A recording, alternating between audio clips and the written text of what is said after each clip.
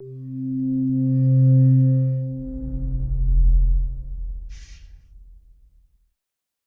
once we've done some computation with our data frames, we're going to want to write them back into Cassandra. The whole idea with analytics is we'll take some large set of data, do interesting analysis on it, and write the aggregated results back to the database where they can be easily queried at low latency. It's actually pretty easy to get this done with Spark SQL, so let's look at a quick example. Imagine we're doing some super simple kind of ETL process. We've got our movies table, and we want to extract and transform that data and load it into a table called family movies. And when I say transform, I mean we want to filter it to only movies containing the genre family. Pretty simple. We don't want to muddy the middle with a bunch of complex computations. That's your job to do in your own Spark SQL applications. We just want to show you the basic process of getting the data out, transforming it, and finally writing it, which is the new thing in this section, back to Cassandra. So here we are. We'll do our read using the read method on the Cassandra SQL context. We're going to get all of the rows from the movies table into our initial data frame. Here's a little twist on filtering. We haven't shown you precisely this before, but we're wanting to filter on a collection column. That filter method, you can pass in a string expression like actor equals Johnny Depp or release year equals 2008. In this case, we're going to use the column API. Now that col method is getting imported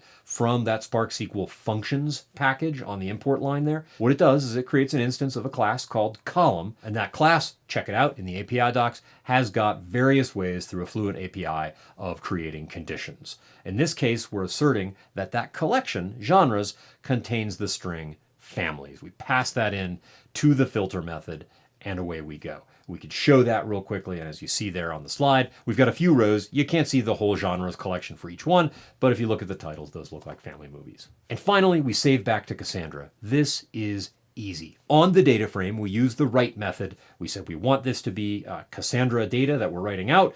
The table name is family movies. The key space is killer video. Save it, and away we go. Now, this is a simple example because the schemas of the two tables are the same. Of course, we have complete power over what the schema of this resulting data frame is going to be. We're able to do projections and do the things that we need to manipulate the schema. So the saving here really is pretty simple. We're able to write the data back into Cassandra. This would be the case with any data frame we create in any Spark SQL application. We're probably going to want to write that back into a Cassandra table so we can do nice low latency reads on those results in some other part of our application.